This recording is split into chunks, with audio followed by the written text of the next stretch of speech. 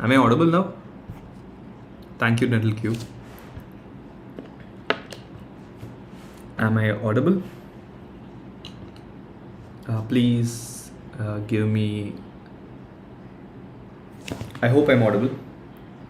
Fine. Okay. So what I was saying is, first of all, a very happy New Year to whichever part of the country you belong to, and if you are going to celebrate New Year today, fine. And hopefully we will be hope that whatever dreams you have for this New Year will become fulfilled, and you'll get the rank what you want in whatever exam you're preparing for. And let's see, your career also will have a flying start this year. Fine. So we did discuss about chapter-wise revision of all the chapters in pathology, and this is the only chapter which has been left, breast and a little bit of CNS pathology.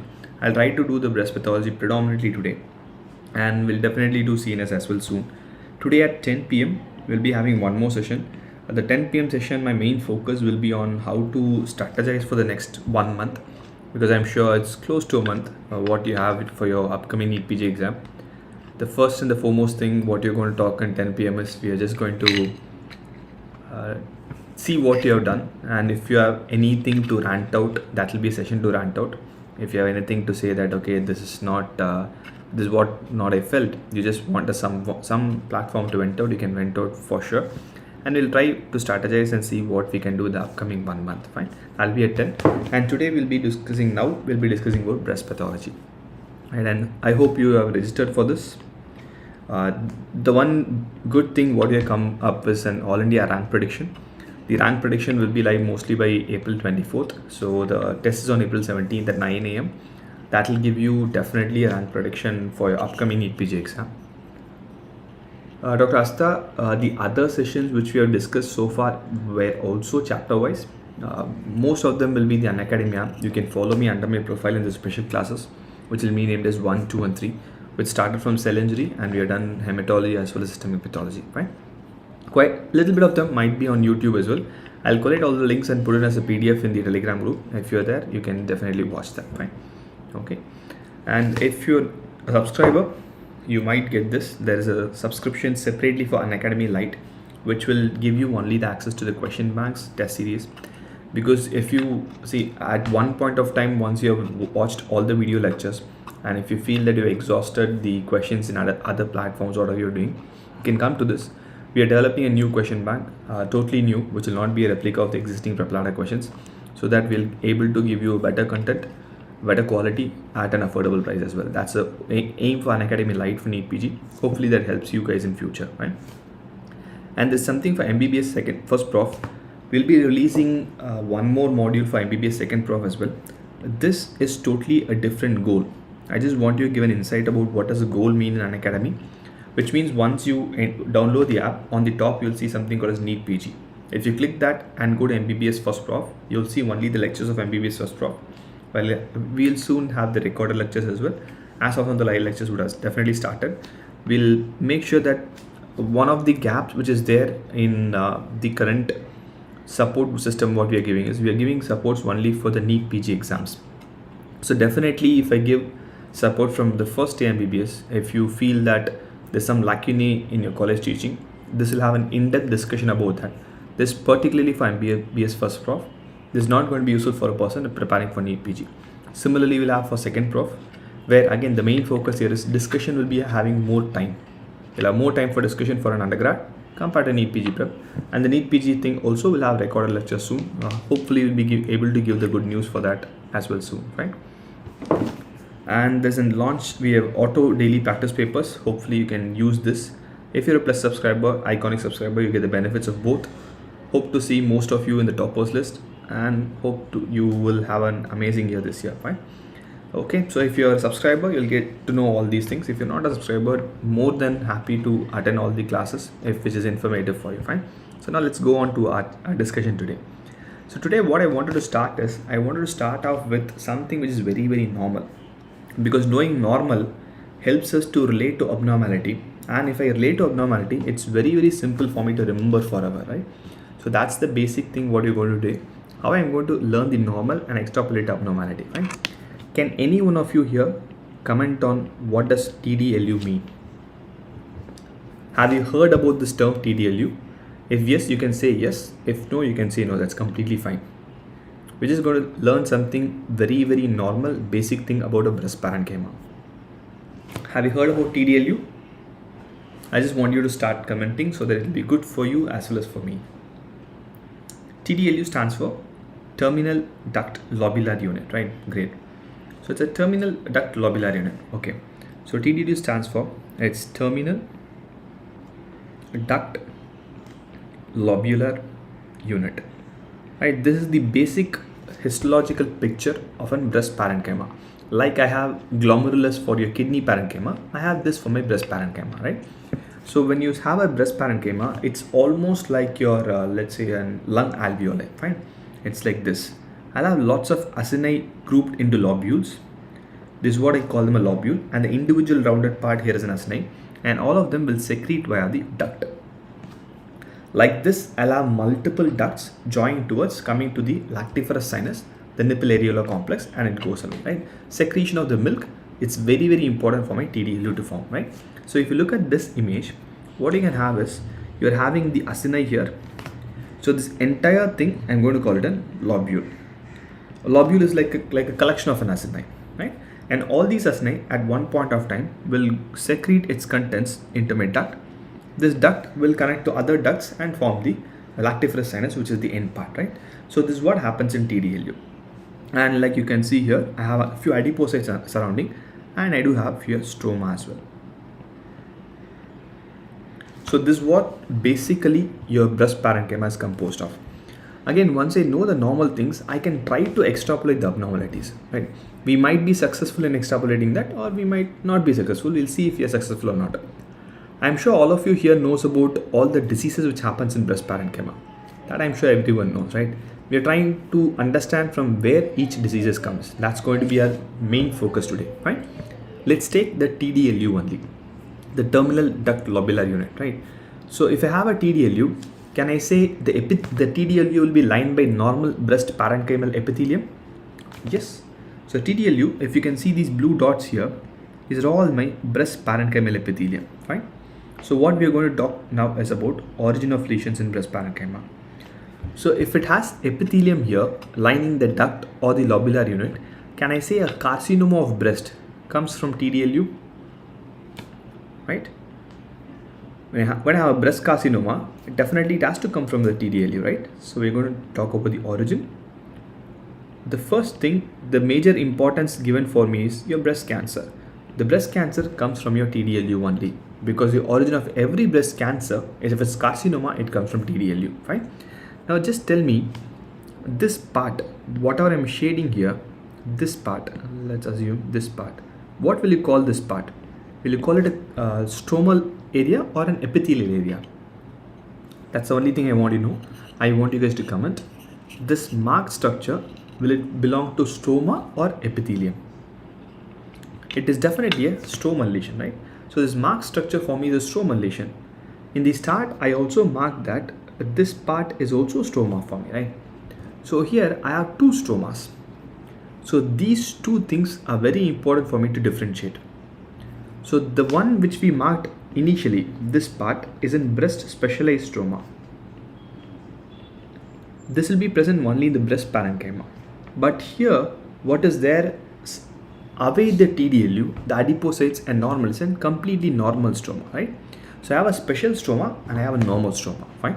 So why this difference is important for me again is, when you have an specialized stroma, few tumors which are unique only for breast will come from that.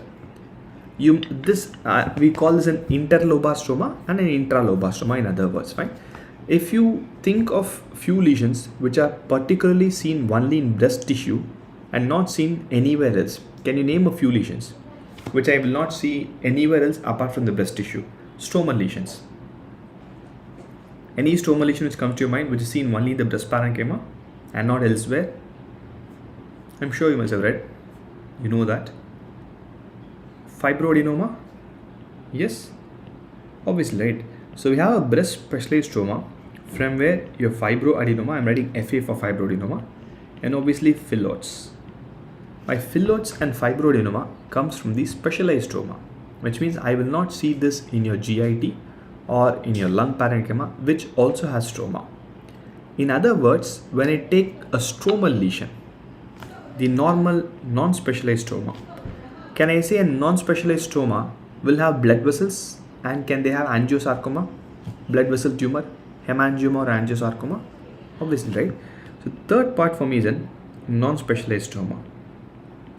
The non-specialized stroma gives me all these stromal lesions which can be seen in anywhere in the body, like could be a vascular lesion, could be a hemangioma, hemangiosarcoma, could be fibrosarcoma, right? It could be anything, because every stroma can have all these lesions, right? So these are the three different locations at least an undergraduate should know to differentiate the different type of lesions, fine? I have TDLU, specialized stroma and a non-specialized stroma, fine? Okay. When I say breast cancer, which arises from TDLU, the precursor of breast cancer also comes from TDLU only, right? Can anyone tell me, name the precursor of breast cancer? We have a particular name given for that. I will erase this. If you know normal, the extrapolation will be very simple for us. I'm just going to erase this. We'll see a beautiful thing very soon. Tell me the precursor of a breast cancer. The DCIS, right? A ductal carcinoma in situ is one of the main precursors of a breast cancer. Fine. So you have seen the duct, you have seen your lobule, you have seen the acini. So can I say a ductal carcinoma in situ is going to either arise from this part or from this part? Yes, it has to come from the epithelium only. If it's a precursor of a carcinoma, should there be proliferation of the cells? Yes or no? Should there be a proliferation of cells? Obviously it should be. In other words, what happens to this tiny acini here is, it will become bigger and I'll have more cells here, more cells than usual, right? So when I have more cells than usual, is there a possibility I can have necrosis because there is lots of cell proliferation? Definitely, right? When I have necrosis, obviously the necrotic tissue is going to come and settle here, right? So this type of necrosis and the lesion, what do we call them? You must have heard about comido DCAS. Comido is I'll have necrosis in the center, I'm going to have DCAS here, right? So this is how an comido DCAS looks. If this is true, again we are going to try to extrapolate here, right? Going back to the first chapter of Robbins, what do you think is the commonest ion seen in a necrotic tissue? The most common ion seen in necrosis. It's a very easy and a simple question. The most common ion seen in necrosis is obviously calcium, right? So can I say this central comido necrosis can have calcifications? Is it possible to have calcifications? Obviously, it is possible to have calcification, right?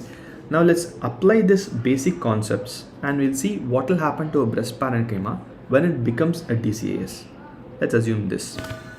This is the same. See, I'm just going to zoom out a little bit. This part entirely, when it becomes malignant or when it becomes neoplastic, it becomes like this, right? Same, every tiny acini here becomes bigger, has more cells, that's all. I'm just going to zoom at this part alone. These are the comedonecrotic areas. I'm having areas of necrosis, fine. Am I right in saying that even though it looks big here, these are still microscopic structure? These are undoubtedly microscopic structure, right? For me, in a 40x, it looks bigger, but in a real life, they are going to be still very, very tiny areas, right? So let's assume I'm going to take an X-ray image of this. Can I pick up this calcification? Is it possible for me to pick up the calcification? It's not possible for me to pick up the duct on X-ray because a naked eye. It's a microscopic structure, but definitely I can pick up a calcification, right? Let's assume for an instance that all these duct in a patient, all these duct in a patient are having calcifications. Okay, everything here, right? If everything here is having calcification, I'm going to use an radiological technique and I'm going to take an X-ray sort of things or a mammogram if it's a breast parenchyma, fine. Will all these calcification be seen? It should be seen, right? And these calcification in a mammogram, which is a naked eye investigation, will be micro or macro. Just comment on this alone. It has to be a microcalcification only, right? It has to be a microcalcification because they are very, very tiny. Let's see if whatever we have studied theoretically is true in a real life or not, right? Let's say that same TDLU, whatever is becoming neoplastic here, and taking X-ray, does it appear the same? It's not just the calcification, it's also the location of the calcification. It kind of looks like a TDLU.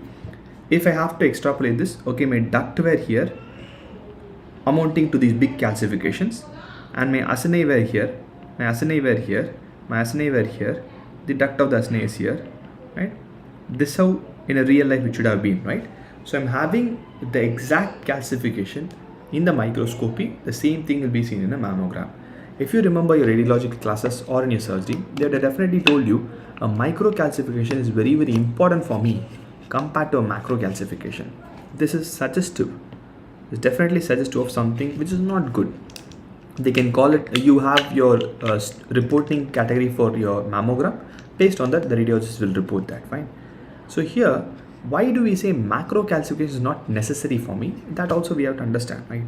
Because once we know micro is important for me, suggestive of your DCAS or your carcinomas, I also have to understand why macro is not important, right? So that you'll never have a confusion again. I'll go back to the first image again, whatever we saw. Let's assume this is 3 or 4 TDLU, right? Even though this also is microscopic structure. Let's say a person is going to play or fall down and there's a trauma. Can I say a trauma to the breast parenchyma will definitely destroy many things here? Yes. The trauma to breast parenchyma is going to destroy almost everything here, right? So when it destroys almost everything, I may also write in saying that the amount of calcification formed will be bigger than a DCAS. It will be. So this will cause macrocalcification. So when I see macrocalcification, I'm going to call it a traumatic fat necrosis. Okay. So if it's bigger calcification, my probability of being it benign is more likely. I'm not saying that it's definitely 100% benign, but definitely being benign is more likely. And if it is a microcalcification, the probability of being it malignant is more likely. That's why the DCAS and your macrocalcification for a fat necrosis is being put forward as a diagnostic protocol, right? Okay. So this is the only few basic thing which I want to talk about breast parenchyma. I'll go to MCQs. Okay, read through this slowly and comment on your answer. I want everyone here listening to this to comment. 30 seconds, I'll mute myself.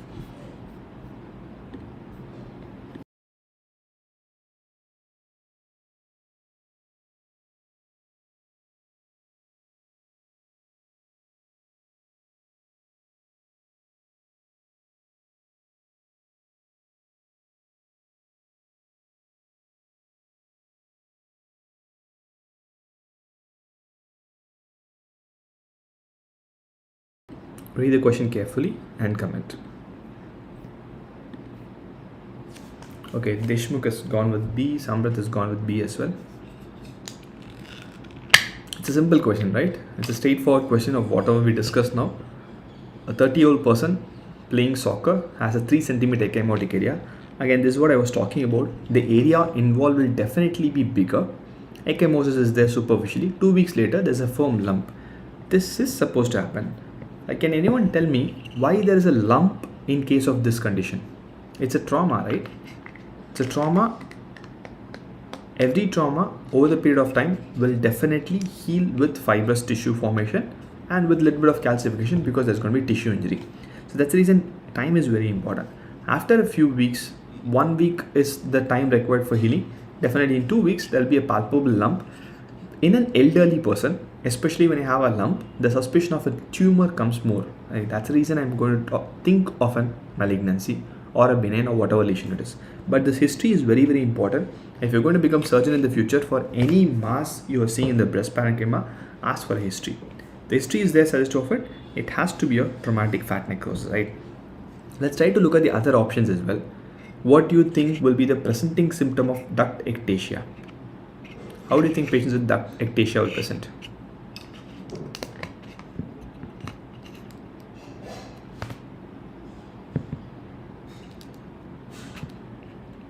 Duct ectasia, how do you think they will present? You must have read this in your surgery. So same thing, we have the TDLU here, the acini here, the acini here. this duct is becoming ectatic, which means becoming very, very huge, right? If it becomes very huge, any duct parenchyma, can I say it will store secretions here? It should, right? And definitely there will be a little bit of cell death as well happening. Fine. If a cell dies and it falls into this dilated duct, will it have lipofuscin pigment? I'll come to that ICARD. Will it have any dead cell? Can it have lipofuscin pigment? Yes. So this thing, when it goes to the nipple areolar complex, this will have secretion, right? So the predominant history of a duct ectasia is going to be secretion. Might be painful, might not be painful based on the pathogenesis of the disorder. And the secretion will have a color. Generally greenish color is what your textbook says, right? In a real life, I won't see greenish color, but in an MCQ, if you see a green color discharge, you have to think of duct ectasia. Most likely it will be a little bit of brownish because of the dead lipofuscin pigment and accumulation of your secretion, fine? So that will be the history which will be there for patient with duct ectasia. Fibrocystic discharge, change. See, fibrocystic change and fibroadenoma are a very, very close differential diagnosis on a microscopy. Clinical examination is going to help me to identify whether it's fibrocystic change or a fibroadenoma. What do you think is the basic difference between a fibrocystic change versus a fibroadenoma?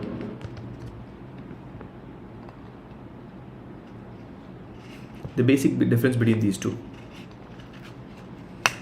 Fibrocystic versus fibroadenoma. The neoplasm, right? Fibrocystic change is not exactly a breast neoplasm, but fibroadenoma is definitely a neoplasm. This will have an ill-defined swelling, right? It will have an ill-defined swelling. Fibroadenoma will not have an ill-defined swelling. It's like a very well palpable, well delineated mass seen in a younger age group person generally, fine? So that's a basic difference between fibrocystic change and a fibroadenoma. ICARD mobility, in the sense both fibrocystic change, since it's not a lesion, I might not consider it to be mobile because a very ill-defined mass. An ill-defined mass cannot be mobile most of the time. Yes, that also could be a changing point, fine? Okay. Granulomatous mastocytosis, we'll definitely look at it soon. Okay. Read through the question and comment on the answer. I want everyone to comment and we'll discuss after 30 seconds.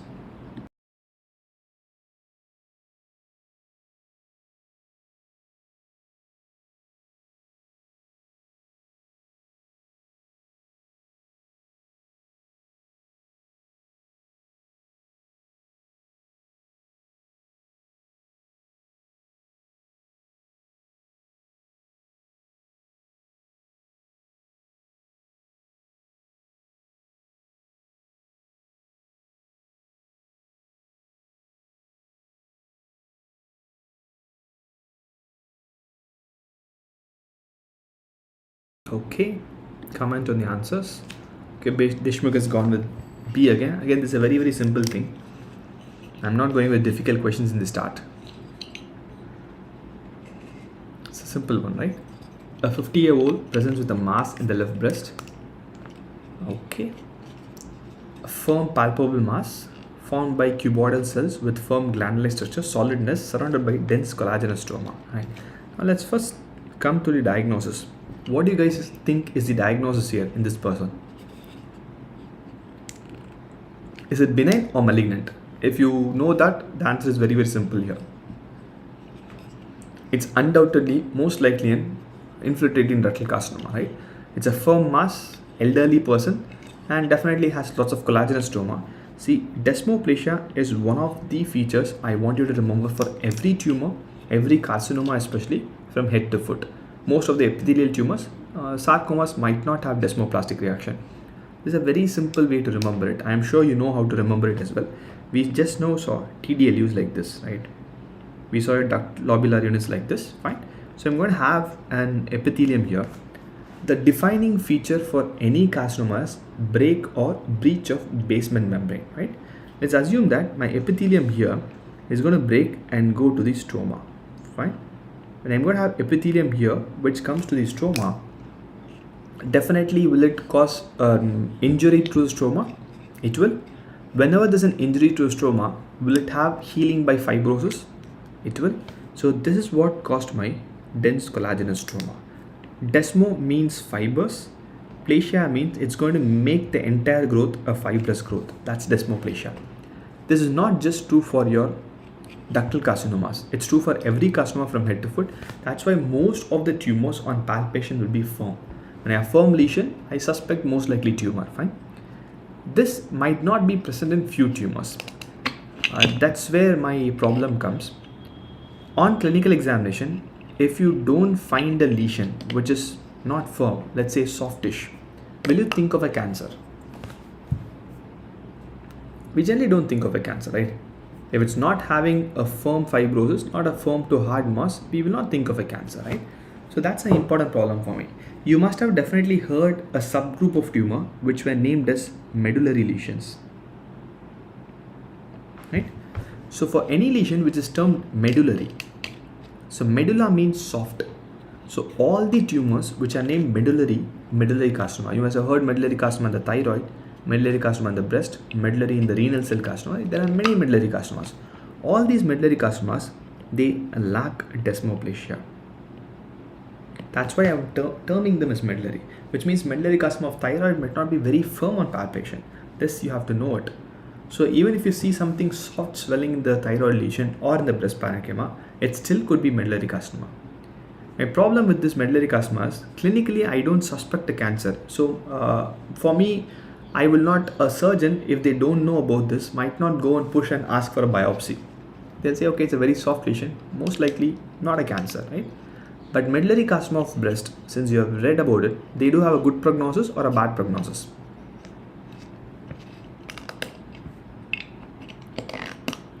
They definitely have a very bad prognosis, right? That's one of the important reasons that the understanding and knowledge of this is very important, because they have a very bad prognosis, might not be good for the patient, as well as there's a delay in the diagnosis. Medullary carcinoma of breast is supposed to be having more associated with BRCA mutations. They have very bad prognosis and they're also triple negative. And there is no fibrosis in the gross, which means there is delay in the diagnosis also. All these amounts for a very, very bad outcome for the patient. So do remember, if you have a lesion, any part of the body which is not soft, which is not firm, which is kind of softish, but still if you see that the patient is elderly, please go for a biopsy, do not delay it. It might be a medullary carcinoma, right? You have to remember this. One more thing, there is a misinformation about this. I just want to clarify that here. Lobular carcinoma of breast will have desmoplasia. They'll have minimal desmoplasia compared to my infiltrating ductal carcinoma. There are few places where it's written that lobular carcinoma of breast doesn't have desmoplasia. They do have very good amount of desmoplasia. You will have desmoplasia here, but definitely less compared to my IDC. Why this difference came here is when you must have read IDC in your surgery or the initial parts of pathology, you must have read them as serous carcinoma. They are extremely fibrotic. Lobular carcinoma is not that fibrotic compared to my IDC. They do have desmoplasia still. Medullary carcinoma is one where my desmoplasia amounts for very, very tiny amounts. Fine. Okay. Read the question. I cannot create a poll. I'll mute myself for 30 seconds.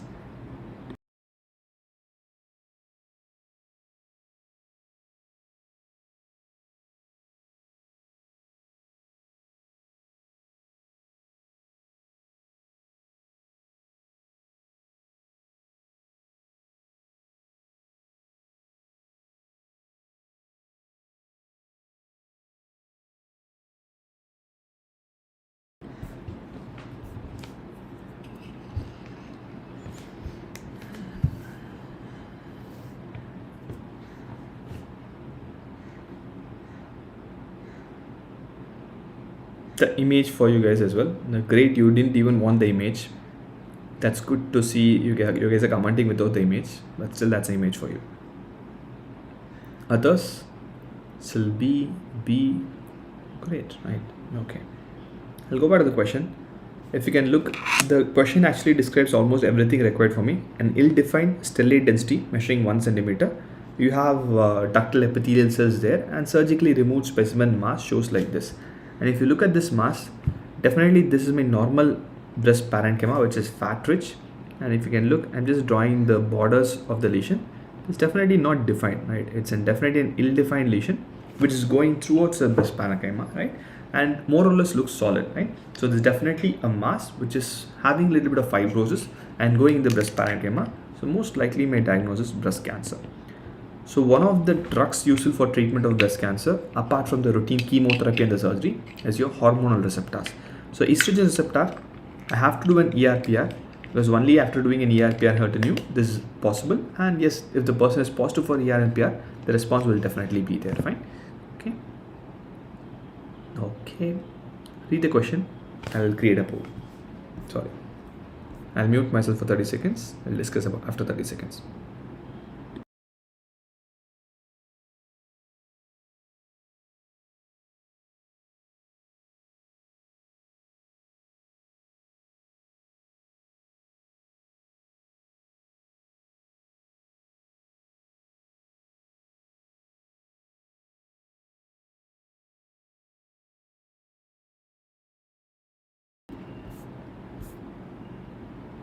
Okay, any comments?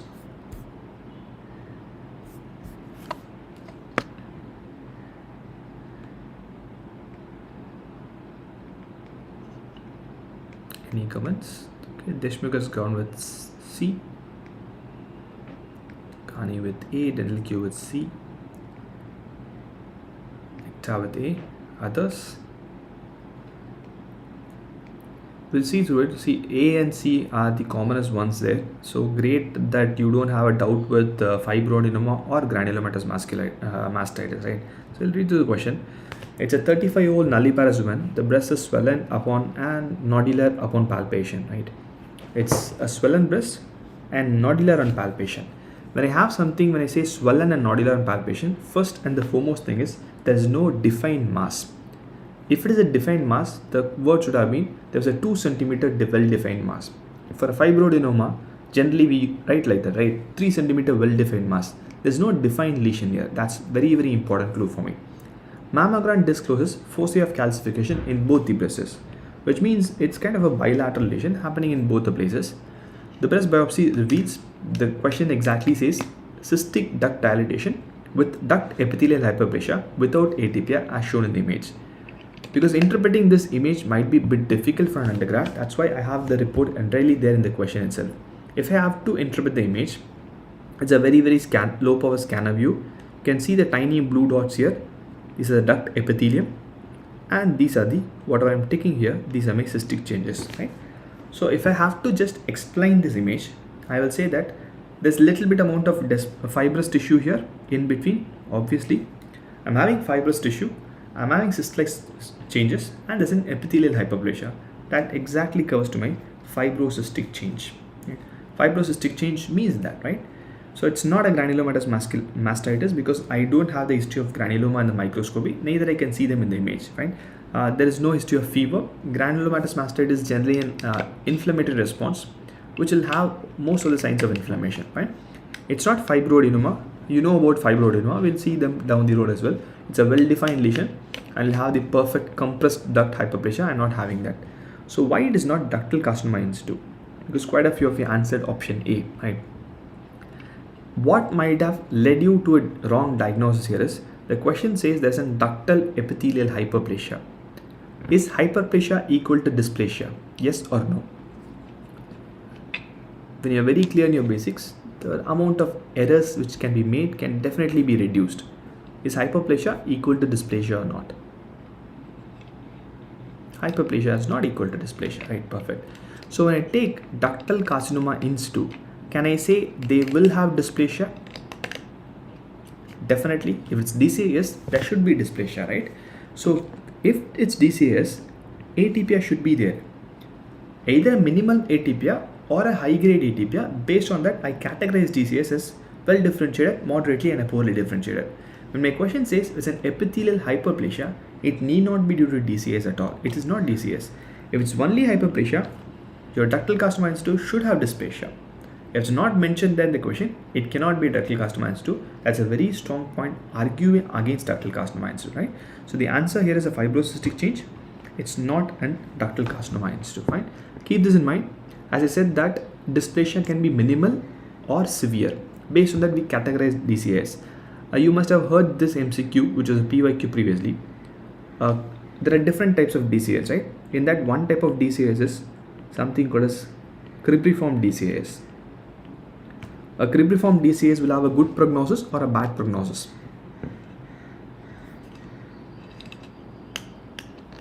they have a fairly good prognosis, right? There's a low grade DCAs which will have a fairly good prognosis. This cribriform DCAs will have a very minimal ATPR, not without ATPR, very minimal ATPR, right? On the other hand, when I take a comido DCAs, right, ductal carcinoma instead of comido type, it's a high grade DCAs will have a very frank ATPR. I have different types of DCAs. Based on that, the ATPR will differ, but ATPR will obviously be there in any patient with DCAs, fine? Okay, so it's just an answer of fibrocystic disease. Okay, read through the question. This is a good one. Let's see if we can pick this up. I'll mute myself.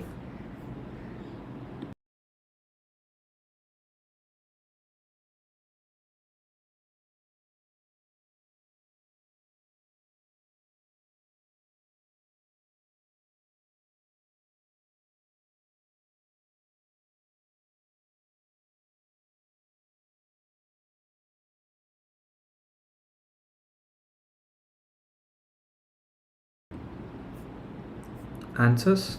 I don't think so. Diagnosis is a problem here. It's a very straightforward diagnosis. Can you guys comment on the answers?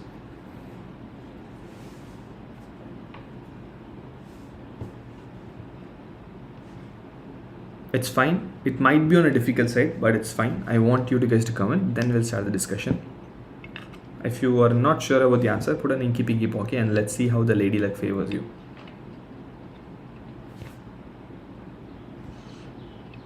No one wants to comment. Great.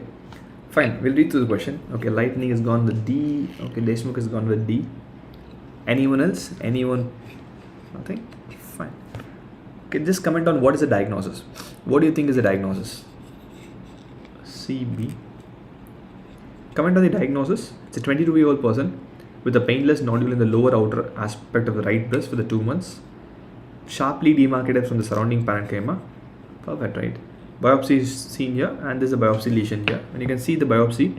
I do have lots of compressed duct, few dilated ducts as well, and with the surrounding stroma. Perfect. My diagnosis here is perfect fibroadenoma. So that is not difficult at all here. The question is asking which of the following will tell me the risk of development of carcinoma in this patient. This is a very practical question, right? So definitely, if you're going to become a surgeon in future, or if you are an intern, you must have had patients with fibroadenoma. Definitely, right? And breast cancer awareness is so much that any young person, they have a mass in the breast, they're going to be scared that is a breast cancer. That's the first thing everyone comes to mind. Okay, unfortunately there's a tumor here, right? So when you have any lesion, be it a fibrocystic disease or a fibroadenoma or a DCS, I'm in a position to explain to the patient, see, this is the risk for you. If it's a fibroadenoma, there are two different types of fibroadenoma. One is a simple fibroadenoma, other one is a complex fibroadenoma. I'll comment on the complex fibroadenoma soon.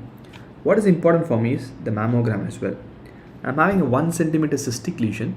If there is any cyst more than 0.3 centimeter, it makes them a complex fibroadenoma. So that was the catch in this question. It's a complex fibroadenoma. When you have a complex fibroadenoma, the relative risk is around 1.5 to 2. Right? The risk is kind of doubled. For a simple fibroadenoma without any complex change, the risk is zero, same like my general population, which is 1. A risk never can be reduced. Right? There's a breast lesion, so either there's the same risk or it will be elevated. It's definitely not 90% lifetime and not 50% lifetime. There's a little bit extra relative risk. So you must have seen this table in Robbins as well as in your surgery books. This is a very, very important table. Do remember this. You can ignore in this table this atypical ductal and lobular hyperplasia because we are kind of on the verge to kind of let it go. Fine, let's see what will happen in future. But this mild hyperplasia, duct ectasia, cyst, apocrine metaplasia, and the most important here, fibroadenoma without complex features, which is very, very important. Right? So which means it's the duty of the radiologist as well as the pathologist to comment whether the fibroadenoma is having complex features or not. If I just report fibroadenoma in the pathology, which means my report is incomplete, okay, I am in a position to say that it's fibroadenoma with complex or without complex features. Then my relative risk is 1. Relative risk goes to 1.5 to 2 if they have complex features. Definitely they are slightly at an increased risk. See, I'm not going to scare the patient here. I'll just tell the patient 1.5 to 2% is not much of a problem for me. But I'll say maybe every 1 year or 2 year, come for a follow-up. That's completely fine. that the patient also will understand. I don't want to scare the patient, but make sure if there's any of these sclerosing adenosis or a complex sclerosing lesion in the biopsy, which is a benign lesion, there's a lifetime risk of 1.5 to 2 times compared to the general population. Please keep the patient on follow, right? DCAS, definitely I'm going to keep the patient on follow because the risk is 8 to 10 times than the general population. There are two things here. I wanted to remove the relative risk, that should be more than enough. Absolute lifetime risk is a bit difficult to remove. If you want, you can remove that as well. Relative risk should be more than enough. This is very, very important for a practicing surgeon, or if you're an intern, this is important. If you are in the position to counsel the patient, see, this is what happening to a lesion, I want you to know this. Without that, please don't give false information to the patient that might make them either lethargic or make them extremely scared. So what do I call it as fibroadenoma, then complex feature, right? So when I have cyst larger than 0.3 centimeter, our case at 1 centimeter, right? That was the catch there. 0.3 centimeter cyst or sclerosing adenosis with fibroadenoma, or an epithelial calcification, or a papillary apocrine change. Papillary apocrine, not just apocrine change. When I have any of these, I'm going to call them a complex fibroadenoma, which means the relative risk is slightly higher than the general fibroadenoma. Fine. Okay, great. I hope it's clear. With this question, I'll create a poll. So I'll mute myself for a few seconds.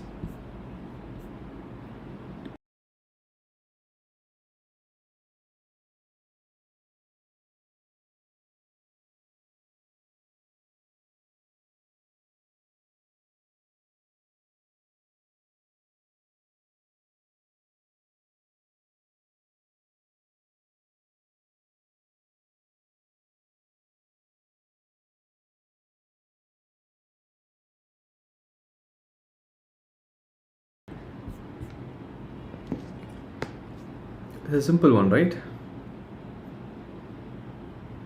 It's a 20-year-old advice regarding the risk of breast cancer. Mother, maternal aunt, grandmother, everyone had breast cancer. She'd like to know the genetic predisposition. Which of the lab tests you will advise? Right, this is BRCA1. Fine. Can any one of you answer here? There's one very, very important component which is missing here. What is it? What is the history which is missing here? Because that's very, very important. Because the amount of testing of BRCA which has coming to the lab over the past few years is tremendously increased. Maybe it's because we are not conveying it properly, or maybe the awareness is becoming more and more and more. There's one important thing which is missed here. What is that? I'll give you a suggestion. Let's say that the same 20-year-old comes to you and the mother had breast cancer at 65. The maternal aunt had breast cancer at 70 and the maternal grandmother had breast cancer at 75. Is it familial cancer? Same history. The mom or the aunt or the maternal grandmother had cancers at 60, 70 and 75. Do you think you will suggest BRCA mutations there?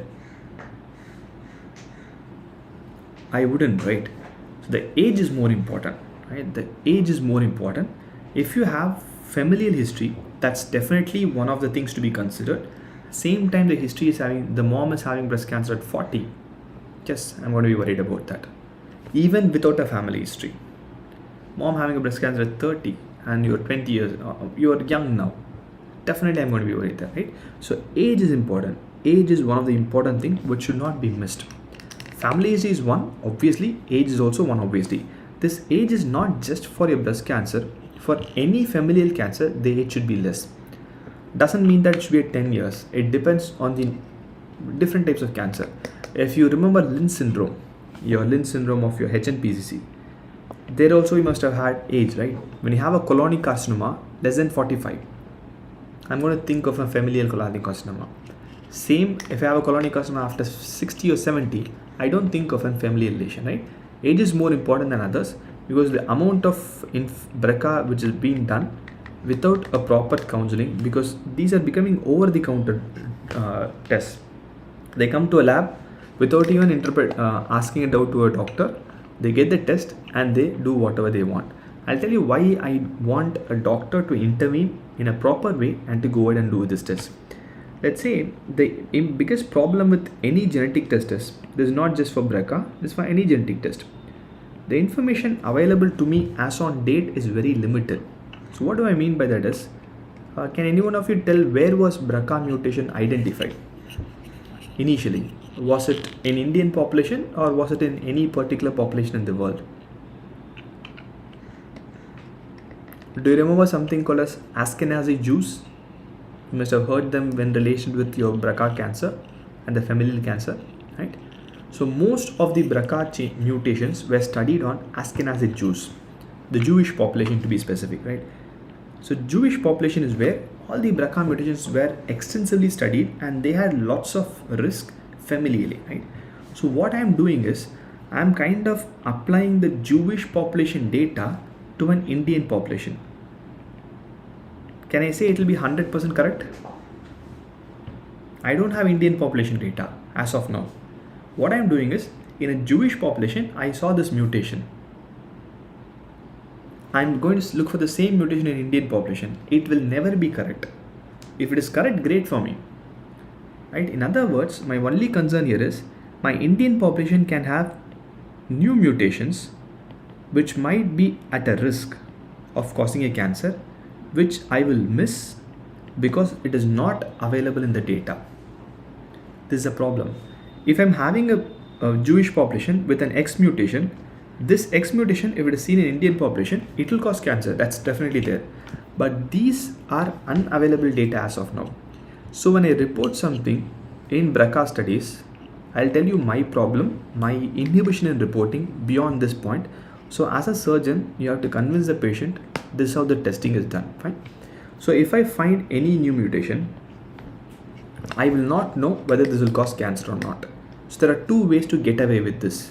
The first way is I'll ask for a maternal study. I just want to see whether this mutation is also present in the parent's blood and parent's tumor tissue. If the same new mutation is present in the parent as well, can I say with little bit of confidence that this is causing cancer? Yes, because I have an evidence. A person with a cancer is there and they also have the same mutation. This person also has the same mutation. Yes, this is required from me. Don't think that I am asking a lab test which is again one more 15-20,000 in excess just to give revenue for the lab. This is my problem. I cannot diagnose it if it's a new mutation. If you're not okay for that, doing a testing in the parent, what I'll do is I will report it as an mutations are called as variants of unknown significance, which means this person's BRCA gene has a mutation which doesn't have I don't know what is the significance of that as of now. I'm telling to the surgeon this might cause cancer, might not cause cancer. I don't know about this. The medical test becoming over the counter, that's the biggest problem here. There's no person to interpret that. I'll give a report. If this goes to the patient directly, they will not know what to do. That's where the anger comes. I have to give a proper information to the parents. See, this is how science is as of now. If I find something which is good, I can take a decision on doing a mastectomy or not and an ovarectomy or not. If I'm having something as a variant of unknown significance, the only thing a surgeon or a pathologist can do is wait and watch. If there's any tiny swelling, I'll teach them self-breast examination, early diagnosis, better management, right? So this part of genetics an undergrad should know, because you guys in future are going to see patients and I want you to converse here to the patients. This is not just for BRCA. For every gene mutations, what I have is only foreign data. I'm interpreting all the gene mutations based on foreign data and comparing Indian patients. Unless and until our country has an own database of mutations in our population, it's not just population. I may also write in saying that when it comes to genetics, there'll be a little bit of different genetic type for a person in South India, Kanyakumari, compared to a patient in Kashmir. Yes, I need regional based data, ethnicity based data. Only when I have that amount of precision, my diagnosis will be perfect. When you go to US has 6 ethnic data types. They have genetic mutation for 6 different ethnicity, which is very, very common in US. That's why they are going in a very rapid phase. I'm not able to match them because of this problem. Fine. So we'll understand this. Hopefully we'll try to give a better answer next time. Fine. Okay. Read the question. I'll create a poll.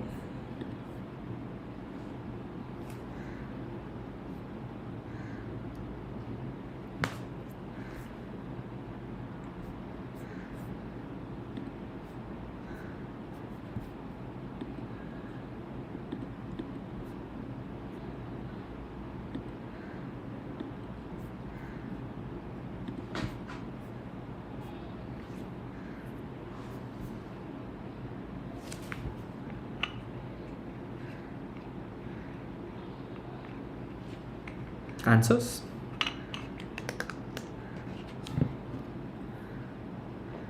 Okay, Chakravarti, I started with B. This is just a reinforcement. We just now saw a table. I just want to see how many of you were a bit more observant. First, we'll come to the diagnosis. What do you think is the diagnosis here?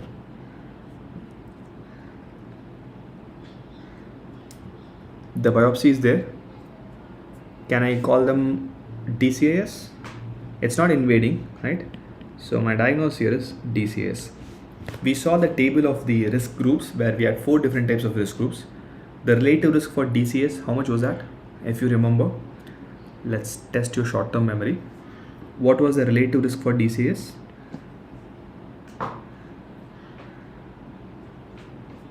The relative risk? We had 8 to 10, right? There were 8 to 10 relative risk more than the general population, right? The same image, I told you not to focus more on the absolute lifetime risk. The question was based on that. It's just a way to divert you and see how many of you are observant. The absolute lifetime risk for a non-proliferative is 3%. Here is 5 to 7. You have 15 to 17 and 25 to 30%, right? The absolute lifetime risk for a DCA is around 25 to 30%. That was a question based on, right? Just to see. Good, many of you are observant, great for that. So keep the same observation skill till you practice medicine, fine. Okay, the DCAS, and you have a lifetime relative risk of 25 to 30%. The closest to in this question is going to be 30%, fine. Okay, great. The next question, I'll mute myself for 30 seconds, comment on the answer.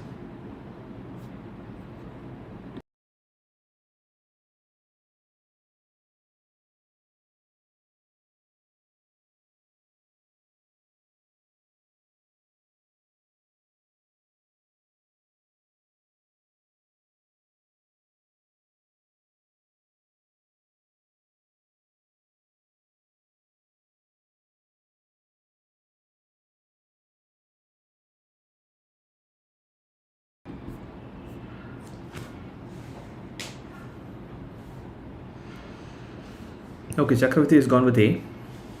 Sorry for the thing in between. Deshmukh has gone with A. Avinash with A. Nilesh with A. Great, great, great. Fine.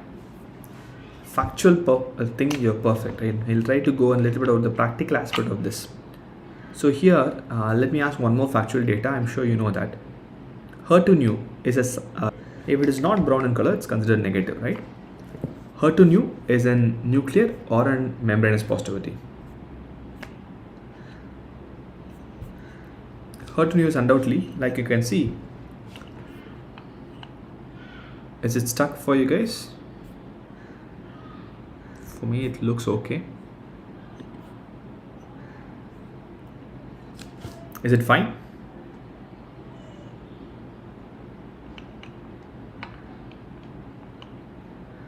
I hope it's fine. Okay. Okay, perfect. So HER2/neu is in membranous positivity, right? Great. So I'm having a membranous positivity here, right? So that is also a fact for me. When it comes to ERPR, what positivity is that? Is it nuclear positivity or a membranous positivity? Estrogen and progesterone receptors are steroid receptors. They will be seen in the nucleus, right? That's your nuclear positivity. The first step in the interpretation is that I need to know where I have to look for, whether in the membrane or in the nucleus, right? If you look at this image, I'll just zoom the image a little bit. Is this membranous positive or nuclear positive? That's very, very important. If I'm going to call it HER2/neu, it should be positive in the membrane. If it is positive in the nucleus, it is not considered positive, so don't write them as positive. Here it's perfectly a membranous positivity, right? You can see that the brown color is seen surrounding the nucleus. It's seen surrounding the nucleus. It's a perfect membranous positivity, right? Okay, fine. Avinash, progesterone is also in an IHC. It's a nuclear positivity only. It's a perfect membranous positivity, so it's correct for me. My diagnosis is correct. So here my patient should have had an HER2/neu gene amplification that is reflected in the positivity for the protein, right?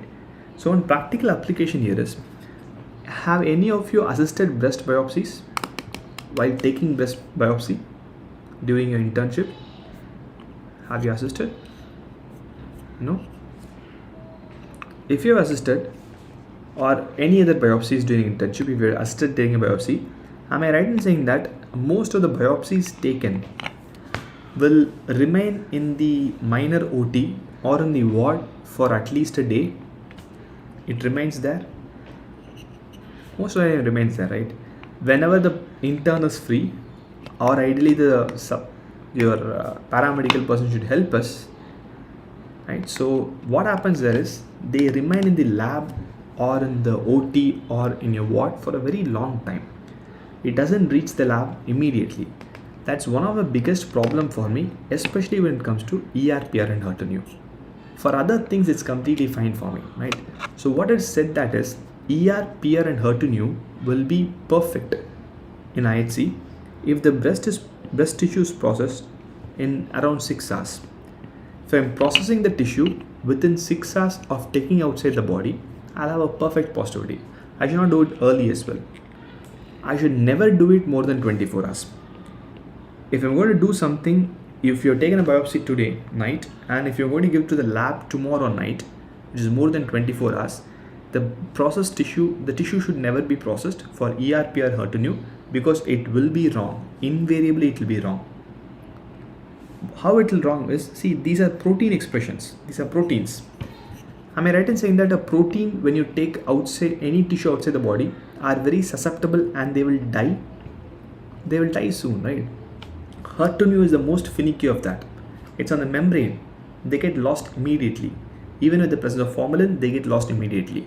So when they get lost immediately, what I'll see is, ideally the patient might be HER2/neu positive, but I will give a report of HER2/neu negative because it's processed after the stipulated time.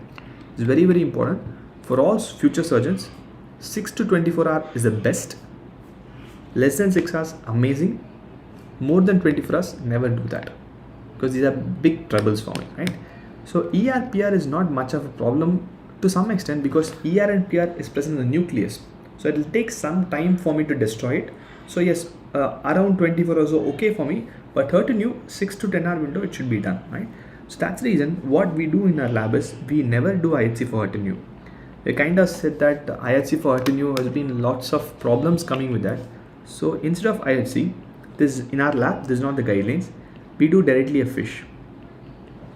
Because HER2/neu is something which is going to drastically alter the patient management.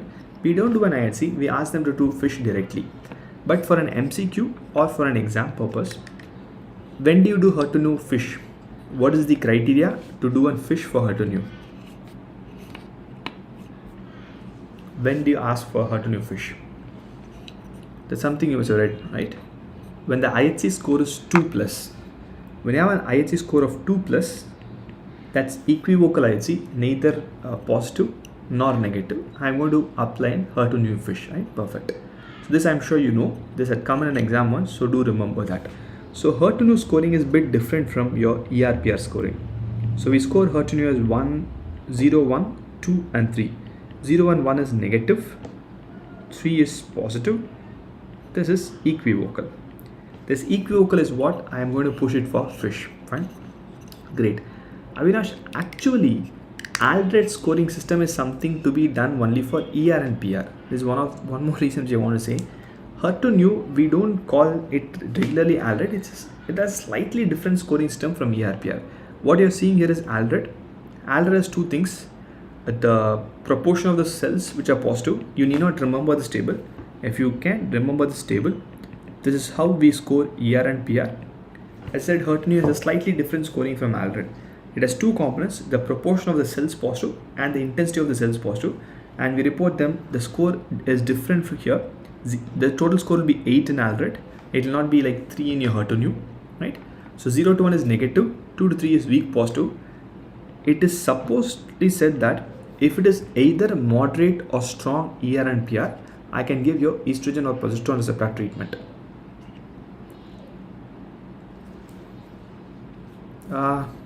Is the slide clear for others? I'll share this if the slide is not clear. I'll share in the Telegram group. This is the proportion of the score. I've zoomed it. I hope it's better now. I have two components for Aldred. One is proportion of the scores. The other one is intensity of the scores. And I have Aldred scores. Fine. So it's negative. 0 to 1 is negative, and I have weak, which has an Aldrich score of 2 to 3, moderate, which has an Aldrich score of 4 to 6, and strong, I have an Aldrich score of 7 to 8, right? So these two are the only places. If I have an Aldrich score of more than 4 is when you can give your hormonal therapy. This is considered to be ERPR positive. You give your tamoxifen or any SERMs to tackle the patient. So scoring of IHC is very important, and if you practice, and if the patient if you're going to practice surgery, and if you feel the patient is okay to do and hurt on your fish financially, because fish is a bit expensive, financially if the person is okay to do fish, please advocate fish directly, bypassing IHC, because IHC is not consistent with regards to hurt on you. Do ERPR IHC and do hurt on your fish. That's the best way to go if the patient is okay with the financial aspects. Fine. Okay. Read the question, we'll create up. I'll mute myself for some seconds.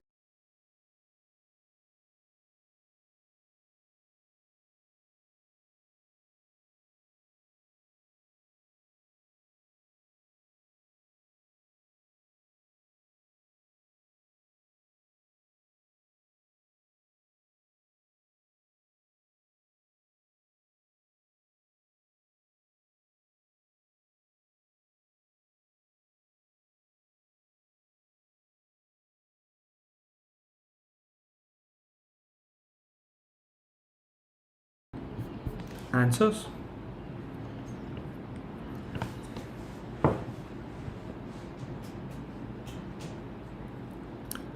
Okay, Deshmukh has gone with D and Lacey Tripp has gone with C. D again.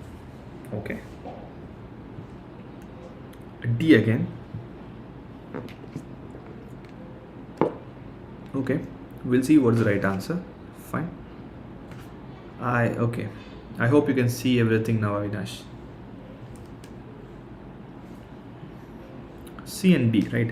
It's a 52-year-old person having a 3 centimeter mass palpable, and the patient has an 1 centimeter nodule in the upper quadrant of the left breast, and the biopsy reveals cuboidal cells with round nuclei and a prominent nucleoli. The cells are arranged in single columns between strands of connective tissue. So can I call the between strands of connective tissue as desmoplastic reaction? Possible or not possible? Desmoplastic reaction, we had the one of the question, right? It is Indian file, right? So I have your single line columnar cells with my strands of thing. Perfect. Great. It's an Indian file pattern, right? There are 2 points which is against my lobular carcinoma in situ, right? Why it is not in situ is, one, I might not have a mass on in situ. Like Avinash said, it's generally an incidental diagnosis. There has been a reclassification note done for lobular carcinoma in situ. Do I call it a cancer, or is it a benign condition? Is it an in situ condition or a benign condition? Lobular carcinoma in situ it's a benign lesion, right? It's been reclassified as a benign condition. It's generally done. I do a biopsy for a fibroadenoma. Surrounding thing might show this, right? It's not an in situ malignancy. It's not a precursor lesion. Though the term carcinoma in situ still stays, it's a benign condition. It's not an in situ condition. Do remember this. This change happened in your AJCC 7th edition. I hope surgery is following that. This has been changed at least 3-4 years back. Okay. Yeah, it's not a tumor. Fine, great. Okay, so coming back to the next thing, I have connective tissues and I'm having single columnar cells. Like some of you mentioned that this is how your perfect Indian file appearance looks like, right? Having cells one behind the other, that's your perfect Indian file pattern. Just quick look about the pathogens of lobular carcinoma of breast. And there's one more kind of not exactly a controversy, some misunderstood information about lobular carcinoma of breast. We'll take care of that as well, right? What do you think is the gene mutated in lobular carcinoma of breast? Few facts first. I'm sure you know few genes which are mutated in lobular carcinoma of breast. What are they?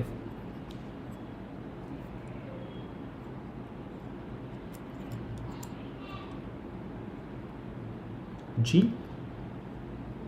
Anything which comes to your mind? You must have known that we do have one CDH, right? CDH is a gene which is mutated in lobular carcinoma of breast. CDH goes for E-cadherin. I'm sure you know the protein E-cadherin, right? So what is the function of E-cadherin? Okay, Avinash, FOXL2 is seen in granulosa cell tumor, right? Not here. So lobular carcinoma of breast, I'm going to have an E-cadherin lox and the gene mutated is CDH1 gene, right? What do you think is a function of E-cadherin? It's a very basic question which you must have read in your first years. The function of E-cadherin is for cell-to-cell addition, right? It is cell-to-cell addition is the function of E-cadherin. Let's take this empty part and we'll try to understand a few things. So the function of E-cadherin is cell-to-cell addition, which means it's like my desmosome and hemidesmosomes. It's going to help my cells to adhere here, right? If my E-cadherin, okay, it's like a Fevicol, great. So if my E-cadherin is lost, if there's a loss of E-cadherin, there's no E-cadherin, let's assume. Should the cells be like this? It should be dispersed, right? There is no doubt in this. It should definitely be dispersed. Can I say if the function of E-cadherin is only adhesion like we discussed till now, will there be a tumor? It's adhered and it's not adhered. Won't it cause a lesion like pemphigus vulgaris or bullous pemphigoid, which is also cell-to-cell adhesion? Yes, desmosomes and hemidesmosomes. So if I lose a desmosome or a hemidesmosome, I should not have a tumor. But E-cadherin, which does the same function of desmosome and hemidesmosome, they are having a tumor. So there is something extra which you are missing from E-cadherin. So E-cadherin has two things, two functions. One is, like you guys said, it acts as a cell adhesion molecule. The second and the most important function is it does very important function called as contact inhibition.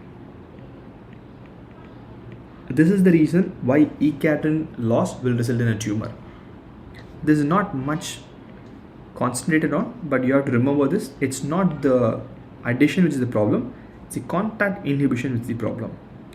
So what do I mean by contact inhibition is, I'm having a cell here. Let's assume I'm having a cell here.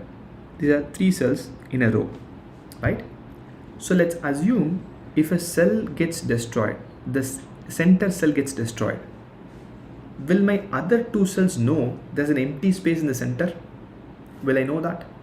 The center cell alone goes away? Yes. That information is given by E-cadherin. So what E-cadherin does is, E-cadherin gives the information. Once this is gone, when the adhesion is gone, when there is no contact, which means when E-cadherin is gone, I'll come to epithelial mesenchymal transition soon, Avinash. When there's no contact or when E-cadherin is lost in this part, what happens? The cell will start growing a new cell. That's what contact inhibition means. Normally I have 2 cells. This is a toy, right? So normally I have 2 cells which are in contact with each other. This contact is given by E-cadherin. So when the cell dies, the E-cadherin contacts will be gone. So automatically one more cell comes and attaches here, which means other things grows here. Let's assume for an instant I'm having a cell which is by genetic, there's no E-cadherin at all. So can I say this always feels there is no one surrounding me, and will it cause more tumor cell growth all around? It will, right? So in E-cadherin loss, it happens so that there will be too much of cell proliferation because of this contact inhibition. So a normal E-cadherin's function, can I say it is going to suppress growth? If my E-cadherin is present between 2 cells, it's not going to let my cells divide. Yes? Can I say E-cadherin suppresses growth? So it's a proto-oncogene or a tumor suppressor gene? Normal E-cadherin is a tumor suppressor gene, right? It's definitely a tumor suppressor gene, right? So in a tumor suppressor gene, we'll go back to basics. You will have loss of function mutation or a gain of function mutation. I'll have a loss of function mutation. So true. So when E-cadherin is a tumor suppressor gene which has contact inhibition of growth, when there's no E-cadherin, I'm going to have loss of contact inhibition, which makes my tumor grow very big, right? That's why it grows in a very rapid manner. If I'm going to have a tumor which grows in a very rapid manner, can I say it will easily spread? It's not only that, these tumors have no contact. It can easily go all around, right? Can it easily spread? It can easily spread. So I have 2 things here. My E-cadherin loss tumor, which is lobular carcinoma of breast, spreads a lot. At the same time, you must have heard this information as well. Lobular carcinoma of breast, they are ERPR positive or negative? I'm coming to the second information which said, I'm having a tumor which can spread a lot. Second thing, I'm having a tumor which are ER positive, PR positive. So this is a problem for me. Lobular carcinomas are ER and PR positive. If lobular carcinomas are ER and PR positive, can I say that they have a good prognosis? Will lobular carcinoma have a good prognosis? They will have a good prognosis, right? At the same time, it can metastasize. Can I say they have a bad prognosis as well? They do have a bad prognosis. So I'm having two informations here. I'm not sure how, if it comes in MCQ, I hope it doesn't come in MCQ. If it comes in MCQ, I want you to be a better judgment of the question, not any one of us, because you sit in the exam hall, right? If the question says a lobular carcinoma of breast in a follow-up in, let's say, few years down the road, immediate prognosis is definitely good. Immediately my lobular carcinoma of breast will have definitely a very, very good prognosis because they are ERPR positive, and I'm going to give tamoxifen so that they respond to them. But when the question talks about long-term survival, see, these are terms used in neoplasia, something called as a long-term survival, and immediate prognosis said to be a 5-year survival rate. You must have read this, right? 5-year survivals in most of the tumors. The 5-year survival of lobular carcinoma of breast is amazing because it's very short term. But when I follow up the same patient, in spite of ER and PR therapy, they undergo metastasis. So long-term survival for lobular carcinoma of breast is not good. So if the question asks about a 5-year survival, go for a good prognosis. The same question asks about a long-term survival. Compared to my infiltrating ductal carcinoma, they metastasize more. You must have read this also in surgery. What is the most important determining factor for prognosis for a breast cancer? Is it microscopy or stage of the breast cancer? It is undoubtedly the stage of the breast cancer, right? So the stage of the breast cancer, which is the most important determining factor. So definitely long-term survival of a lobular carcinoma of breast is not that good, fine? So this is a slight bit of information which I want to share regarding lobular carcinoma of breast. I hope it's clear. Avinash, coming back to your question of your epithelial mesenchymal transition. There are two things which are very important for epithelial mesenchymal transition, which is twist and snail. The two molecules, two genes which are especially important for epithelial mesenchymal transition. E-cadherin doesn't play a major role in epithelial mesenchymal transition, at least in respect to carcinomas. E-cadherin plays a role even before epithelial mesenchymal transition, which is loss of your addition in your metastatic pathway as well, right? Okay, great. We'll call it a day today. Around 10 p.m. We'll have an impromptu discussion and a very informal discussion. If you have anything to ask on what to do in the next month, open to discussion. If you have anything to vent that you're not doing good, you can create a fake ID and you can tell to me, so that it's just a platform for you to open up. Last 1 month is critical for any preparation. I'm not going to make you tense saying that you should do 5 revisions, you should give 10 mock tests. I'll talk about the reality. I'll just talk about the reality, and hopefully it helps you in preparing for your upcoming exams. Fine. Any doubts in today's class, do let me know.